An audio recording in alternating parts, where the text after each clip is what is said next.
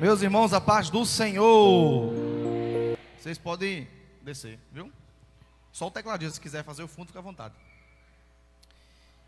Evangelho de Jesus segundo João, capítulo de número 12, versículo de número 1. Gente, quinta-feira vai estar cantando aqui conosco irmã Sandra e banda. É o culto de ação de graças da diaconisa Zeza.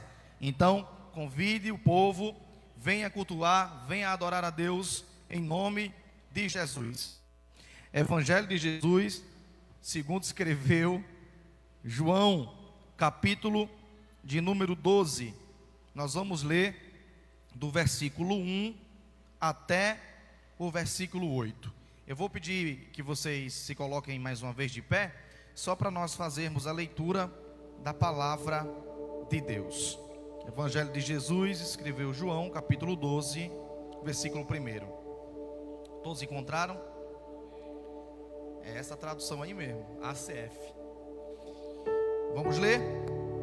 Diz assim a palavra do Senhor: 6 dias antes da Páscoa, veio Jesus a Betânia, cidade aonde morava Lázaro, aquele que estava morto e a quem Jesus ressuscitou dos mortos.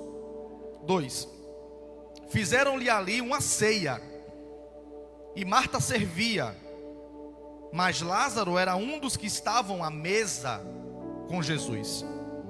Então Maria, tomando um vaso de unguento de nardo puro, caríssimo, ungiu os pés de Jesus e enxugou com seus cabelos. E o produto era tão forte que encheu com seu cheiro toda a casa. 4. Então disse um dos seus discípulos, o Judas Iscariotes. Tinha 2 Judas, Judas Tadeu e esse, que é o traidor, o Iscariotes. Judas Iscariotes, o filho de Simão, aquele que havia de trair Jesus. E Judas disse: por que não vendeu esse unguento por 300 denários e não deu esse dinheiro aos pobres? Então ele disse isso, não pelo cuidado que tinha com os pobres, mas porque ele era ladrão. Tinha a bolsa do dinheiro de Jesus e roubava as moedas que eram colocadas nela. 7. Misericórdia, né? Como é que a pessoa tem coragem de roubar o dinheiro que o povo dava a Jesus? É corajoso. Disse, pois, Jesus: cale a boca, Judas. Ou em algumas traduções, deixa, Judas. Para o dia do meu sepultamento o tenho guardado, porque os pobres sempre estão aqui, mas a mim nem sempre vocês vão me ter. Portanto, muita gente dos judeus soube que ele estava ali, e eles foram, não só por causa de Jesus, mas também para ver Lázaro, que foi aquele ressuscitado dos mortos. 10. Mas os principais sacerdotes consultaram também como poderiam matar a Lázaro. Diga graças a Deus. Pai, no nome de Jesus, aqui está a tua palavra. Que o Senhor possa ministrar o nosso coração, falar à tua igreja. É assim que nós oramos e agradecemos em nome de Jesus. E você diz: sente aplaudindo ao Senhor Jesus. Bom, essa é uma história muito simples e muito conhecida. Maria, ela consegue juntar dinheiro e comprar um perfume que era considerado o mais caro do mundo daquela época. O dinheiro que ela gastou naquele perfume que ela quebrou nos pés de Jesus, daria para comprar nos tempos de hoje, tranquilamente, 3 a 4 casas. Um denário, ele equivale a um salário mínimo. E Judas vai dizer que esse perfume valia 300 denários. Então 300 salários mínimos. Veja o tamanho do valor daquela oferta que aquela mulher entrega nos pés de Jesus. E o que eu acho interessante é que isso foi na hora da ceia, como nós vimos aqui no versículo de número 2. No momento da ceia, aquela mulher se aproxima, quebra o perfume. O cheiro era tão grande que incensa a casa. E Judas critica a atitude daquela mulher. Judas vai dizer: Jesus, o senhor não vai reclamar com ela não? Com 300 salários mínimos hoje daria mais ou menos R$500 mil. Com R$500 mil a gente poderia tirar o povo tudinho aqui da pobreza e dar um monte de cesta básica e ajudar o povo aí fora. Jesus diz: cala-te, Judas. Cala-te, porque os pobres estão aí. Você nunca falou em ajudar eles. Aí agora que ela está me dando algo, você quer tirar do que é meu para dar para os pobres? Cala-te, porque eu te conheço. E diz o texto que Judas não estava interessado em pobre, coisa nenhuma não. Desconfie de gente que quer tirar os recursos que é da igreja para dar aos pobres. Por que ele não ajuda os pobres? E o texto vai dizer: porque Judas era ladrão. O que Judas queria era que esse dinheiro entrasse nas contabilidades da bolsa de Jesus para ele, roubar. Para roubar, porque ele roubava da tesouraria de Jesus. Jesus recebia muitas doações em dinheiro para manter o seu ministério. E sabe o que mais me intriga nessa passagem? É que Judas tem algo que muita gente tem nos dias de hoje: o espírito crítico. Quando ele critica aquela mulher, ele demonstra que aquela crítica, na verdade, era Satanás enchendo o coração dele para ele fazer aquilo que não estava nos planos de Jesus. Então Judas critica aquela mulher, mas Jesus diz o quê? Cala-te, deixa, porque Jesus conhece os corações. E nós estamos vivendo hoje numa geração que critica tudo e todos. Uma geração onde o espírito de Judas, o espírito crítico de Judas está presente. Hoje tem pessoas que são críticos da política. Pode entrar o prefeito melhor do mundo, ele vai criticar. Pode entrar o melhor presidente do mundo, ele vai criticar. Críticos de futebol, o time pode ser o melhor do mundo, ele vai criticar. Críticos de decoração, por mais bonita que seja a sua festa, por mais bonita que seja o evento que você está fazendo, ele vai criticar. Críticos de atitudes, críticos de música e, infelizmente, críticos de igreja, críticos dentro da igreja. Mas há algo perigoso nesse espírito de Judas, nesse espírito crítico: criticar aquilo que Deus se agradou. E hoje eu quero falar aqui com vocês sobre o perigo de tocar na autoridade constituída por Deus, de tocar naquela pessoa que Deus levantou para fazer alguma coisa, e como é que a crítica à igreja pode nos afastar da presença de Deus. Repita comigo: há quem pense, muita gente para pouco barulho, diga: há quem pense que está discernindo, mas está murmurando. Há quem diga que é zelo, mas na verdade o coração está cheio de rebeldia. Romanos capítulo 13, versículo 1.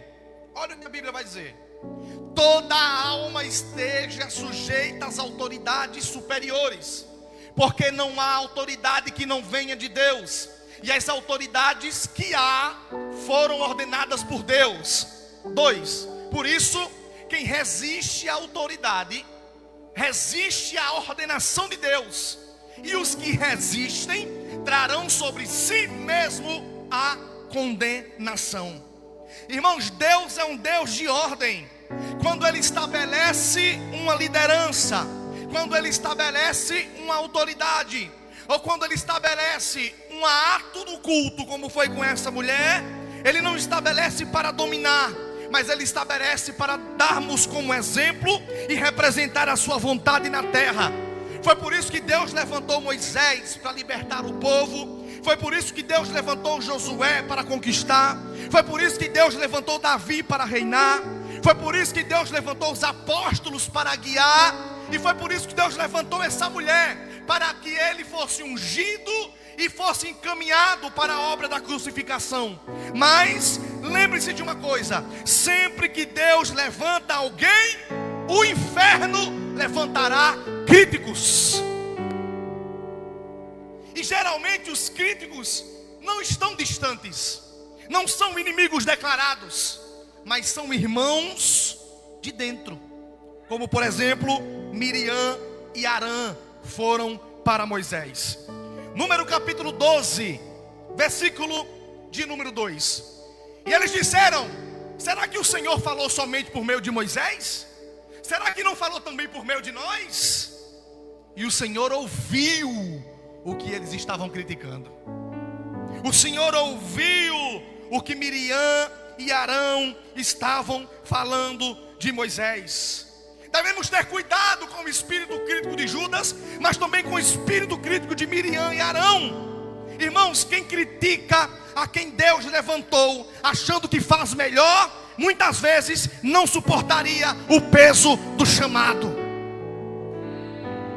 Diga para quem está do seu lado: é fácil apontar o dedo, difícil é carregar o peso e sustentar o cajado.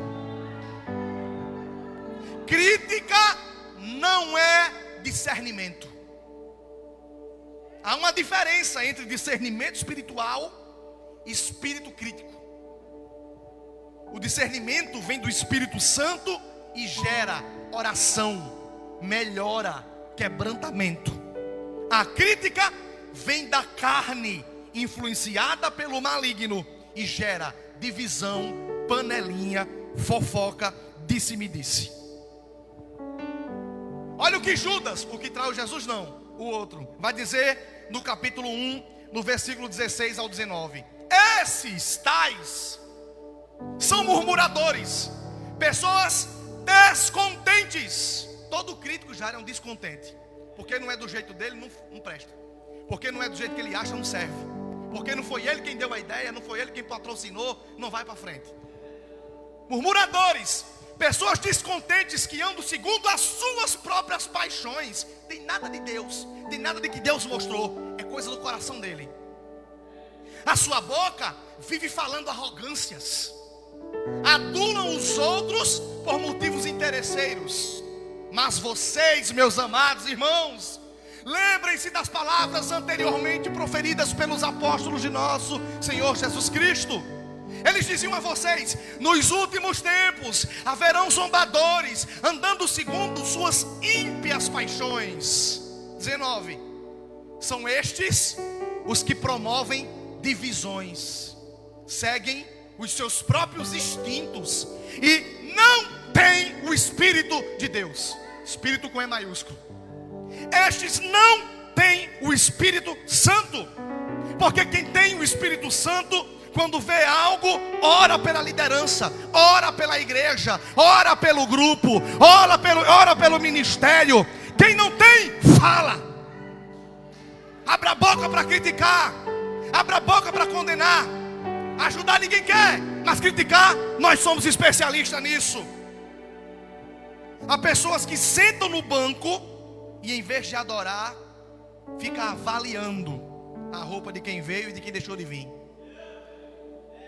Senta no banco e fica olhando o pregador. Ah, esse pregador fala demais, esse pregador grita demais, esse cantor canta desafinado, pastor não deveria falar assim, essa pessoa não deveria estar no altar, e isso e aquilo. E enquanto o céu está se movendo, o crítico está perdendo o milagre por causa da sua língua. Vamos profetizar? Segura na mão desse crente que está do seu lado e diga assim para ele: venha para o culto para adorar. Não perca o que o céu está fazendo por causa da crítica que o seu coração está cheio. Ei, Deus está se movendo, Deus está trabalhando, e o crítico está lá sentado, com a cara emburrada, uma cara feia, a alma cebosa, a alma nojenta.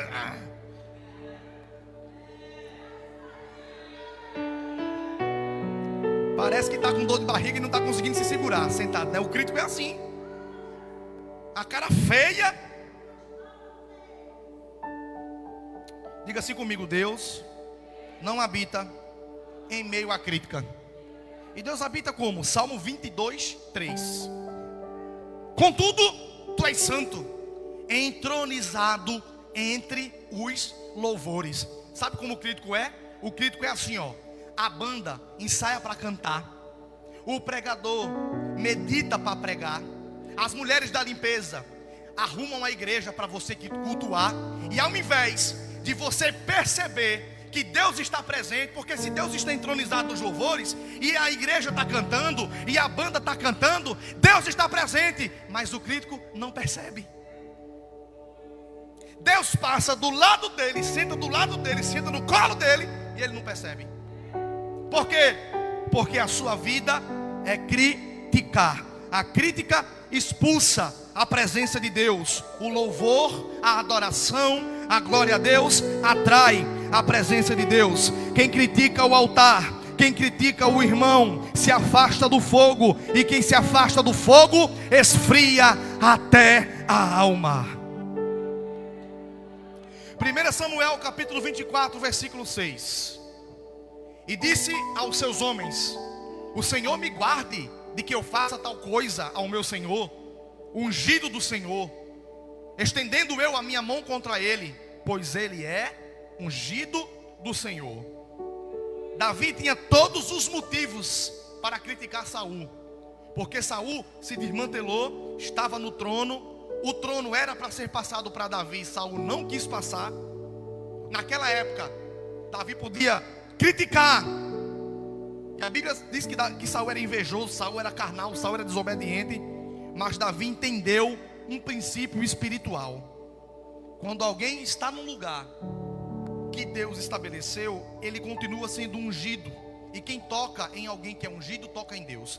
Deus é quem é responsável para tirar o rei e colocar o rei, para tirar o profeta e colocar o profeta, para tirar o sacerdote e colocar o sacerdote. Mesmo que Saul estivesse errado, Davi preferiu deixar Deus tratar com ele, porque quem toca na autoridade perde o direito espiritual. Irmãos, às vezes Deus permite a gente ver falhas na liderança, mas não é para a gente criticar, é para a gente orar, é para a gente interceder por eles a Deus. Quando alguém ora pelo líder, ele amadurece. Mas quem fala do líder, quem fala da pessoa que está no lugar de culto, apodrece espiritualmente. Daniel capítulo 2, versículo 21. E ele muda os tempos e as estações, ele remove os reis, estabelece reis, ele dá sabedoria aos sábios e dá conhecimento aos entendidos. Olha que interessante. Ninguém cai sem Deus permitir. Ninguém sobe sem Deus autorizar.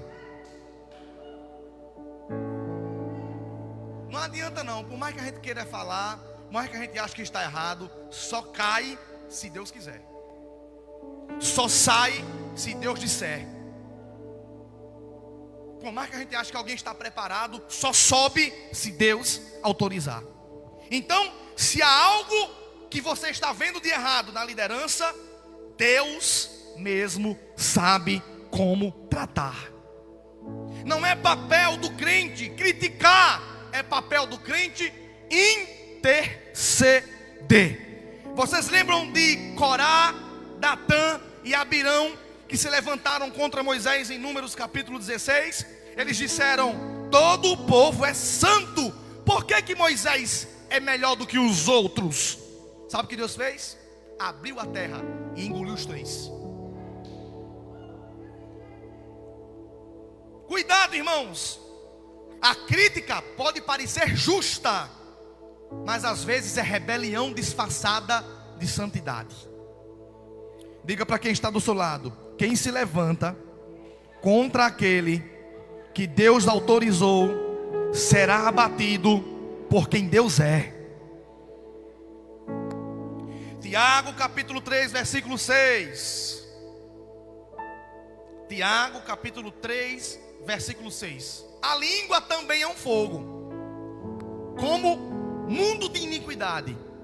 A língua está posta entre os nossos membros e contamina todo o corpo, inflama o curso da natureza, porque é inflamada pelo inferno.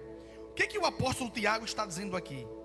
Que a língua pode abençoar e a língua pode destruir pessoas, grupos, ministérios.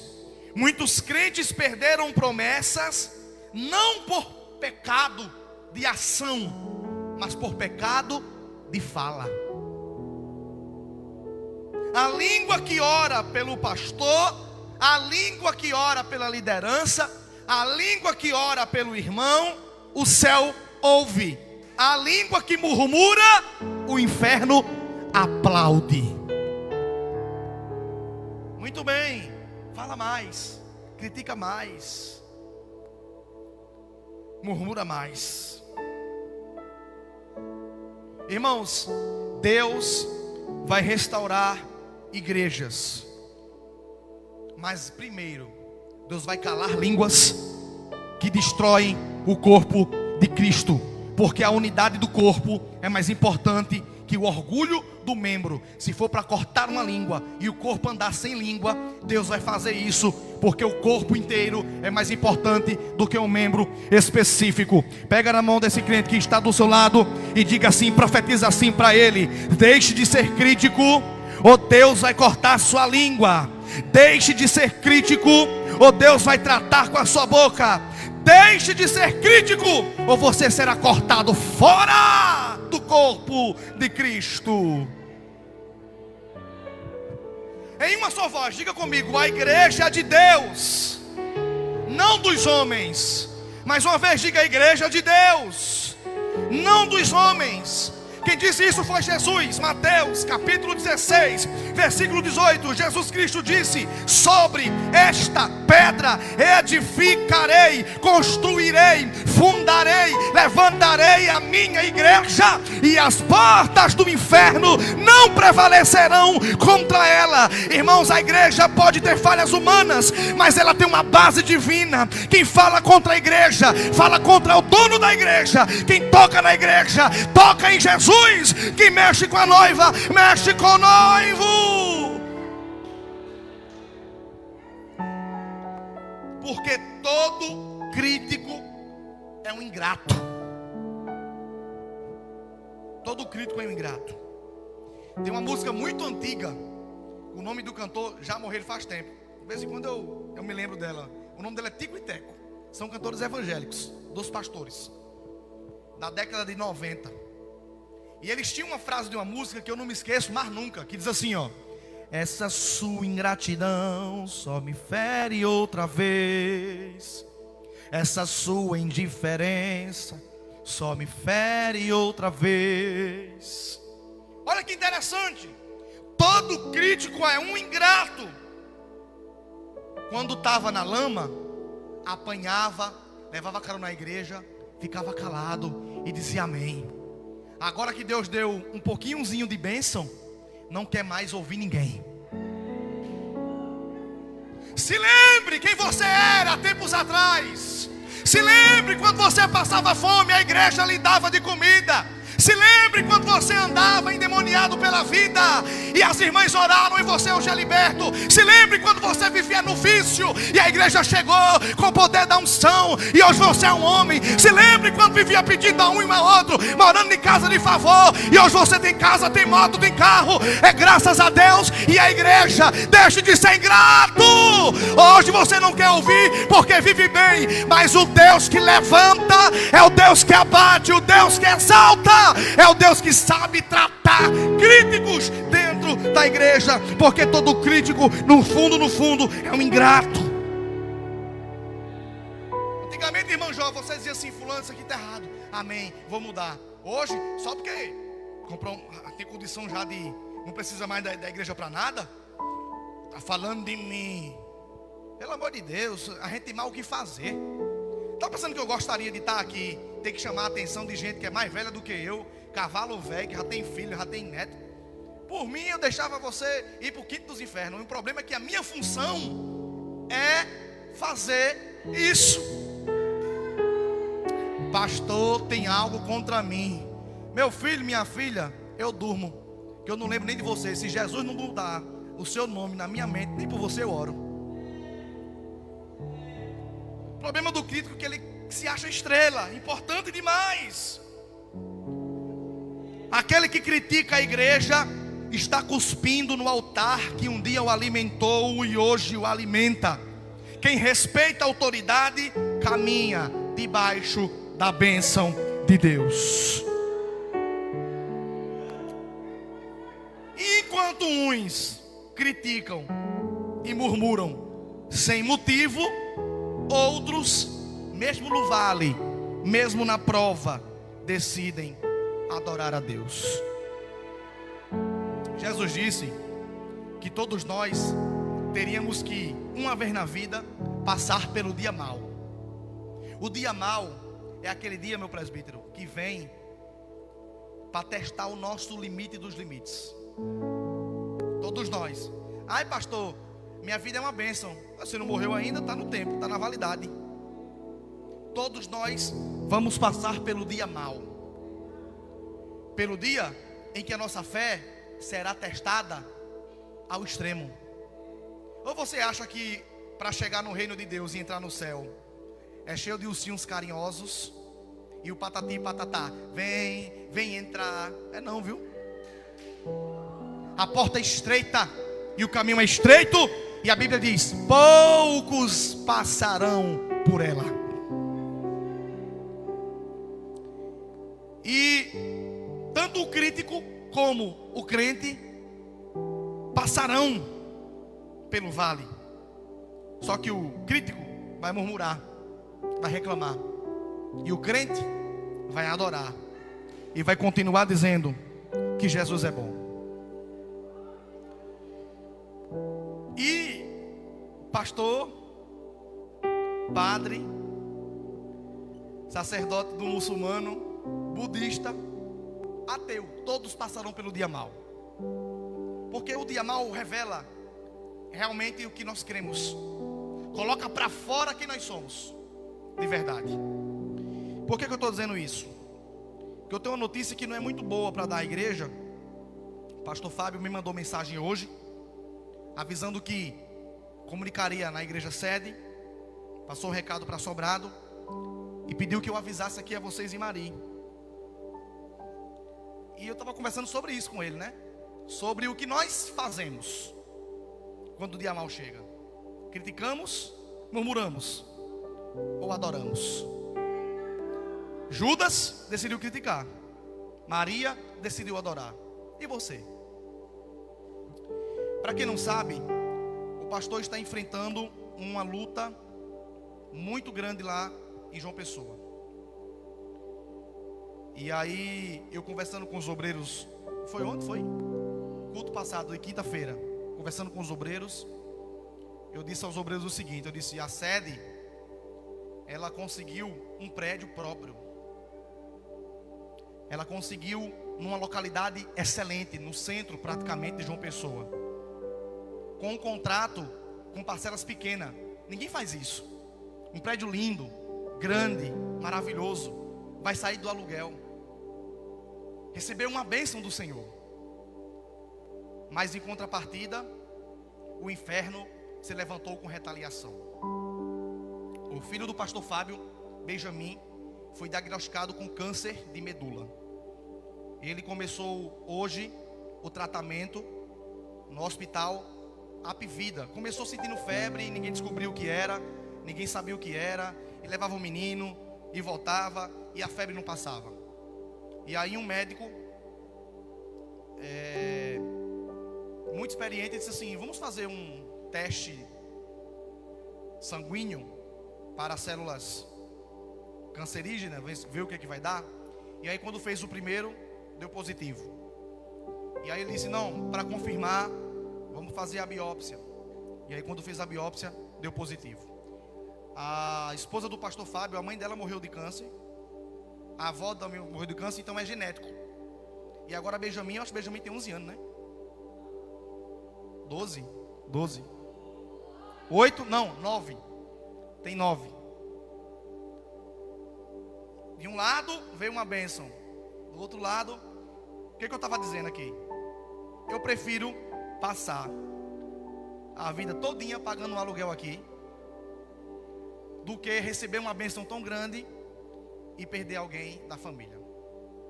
E a gente não sabe valorizar as coisas que realmente importam. Porque a gente está ligado em carro, em moto, em casa, em emprego, e nisso. E as coisas mais preciosas a gente tem dentro de casa e não valoriza. E eu disse ao pastor: e aí, o que é que o senhor vai fazer? Ele disse: eu vou continuar no ministério, vou continuar adorando, vou continuar servindo, vou continuar me dedicando, vou continuar fazendo aquilo que Deus me chamou para fazer. Então, irmãos, toda a autoridade vem de Deus. Criticar é resistir a Deus. Deus sabe como tratar os seus servos. Todo mundo sabe que eu tenho um monte de defeito, né? Todo mundo sabe que os líderes de departamento têm um monte de defeito. Se a igreja soubesse o poder que você tem de orar, ao invés de criticar, você dobrava o joelho, porque Deus sabe tratar como ninguém sabe tratar. Deus sabe tratar. Então, ao invés de brigar, ao invés de arruaçar, você fosse orar, você ia ver como é que Deus sabe tratar com os seus servos. Quem honra será honrado, quem fere será ferido. Porque quem critica não anda segundo a lei do Espírito, mas segundo a lei terrena. E o que a lei de Moisés diz? Olho por olho, dente por dente. Da mesma maneira que você medir, será também medido a vós. Então, todo crítico corre um grande perigo, um risco eminente de se encontrar lutando contra o próprio Deus. Quando os sacerdotes prenderam Pedro e João, porque eles estavam anunciando que Jesus tinha ressuscitado, prenderam eles. E aí um sumo sacerdote muito experiente chamado Gamaliel, isso está escrito no livro de Atos, Gamaliel vai dizer assim: solta esses homens, eles não estão roubando, não estão matando. Ah, mas eles estão pregando sobre um Jesus, a gente não aceita essa pregação aqui. Solta esses homens, porque se a mensagem que eles estão falando, e se o que eles estão fazendo for da vontade de homens, daqui a pouco vai sair, vai acabar, não vai dar em nada. Mas se o que esses homens estão fazendo, e a situação que eles estão passando, for um tratamento de Deus, for algo de Deus, nós podemos estar lutando contra o próprio Deus. Hebreus capítulo 13, versículo de número 17. Olha o que diz: obedeçam aos seus líderes, sejam submissos a eles, pois zelam pela alma de vocês, como quem deve prestar contas. Que eles possam fazer isso com alegria e não com tristeza. Do contrário, isso não trará proveito nenhum para vocês. Pense numa coisa ruim, é quando um líder faz as coisas sem alegria, por causa de críticos. Pense como é ruim tocar um ministério, tocar um grupo, tocar uma equipe, quando no meio dela há um crítico. Diga para quem está do seu lado: mas essa noite você vai mudar a sua língua de crítico para uma língua de intercessor. Diga para essa pessoa: interceda, ore. É mais fácil criticar do que orar, não é não? É mais fácil falar do que interceder. Mas hoje Deus quer curar, Ministério do Louvor pode subir, viu? Deus quer curar corações feridos e boca suja. Vou repetir: Deus hoje quer curar corações feridos e bocas sujas. Muitos perderam a unção porque abriram a boca onde deveriam dobrar o joelho. Mas se hoje você se quebrantar Deus pode restaurar o temor, a unção, a visão espiritual. Por favor, igreja, coloque-se de pé em nome de Jesus.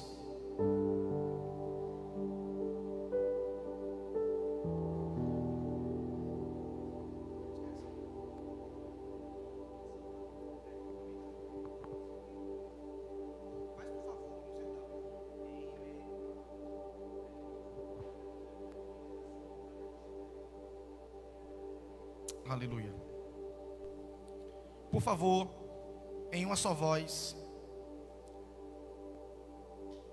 diga para esse seu irmão que está do seu lado, diga assim para ele: quem não honra a autoridade terrena, não está pronto para a autoridade celestial.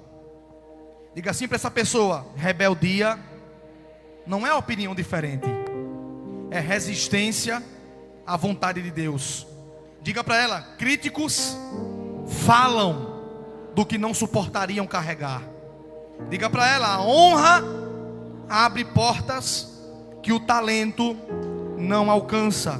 Diga: quem fala mal de quem está no altar nunca será honrado nele. Corações feridos, bocas sujas. Corações quebrados, bocas impuras. Mas essa noite, como Jesus fez com Judas, Ele também faz conosco. Sabe o que Ele faz? E tu não acredita de uma coisa, Tinho. Tu acredita que agora, nesse momento, tem gente criticando a palavra?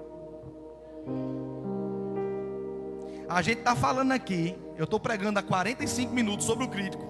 E tem gente aí dizendo: essa palavra é indireta para alguém. É para você mesmo que está criticando. Não é para ninguém não, é para você. Não é indireta não, é direta.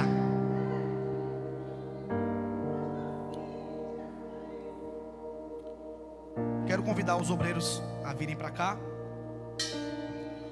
Fazer igual Jesus, olha, quando uma pessoa se levantar no grupo, cheia de onda, cheia de crítica, com espírito de rebeldia, faça igual Jesus: cala a boca, Satanás,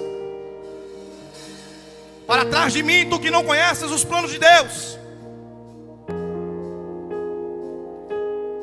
Tem gente que não sabe cantar a metade de uma música e quer criticar o louvor.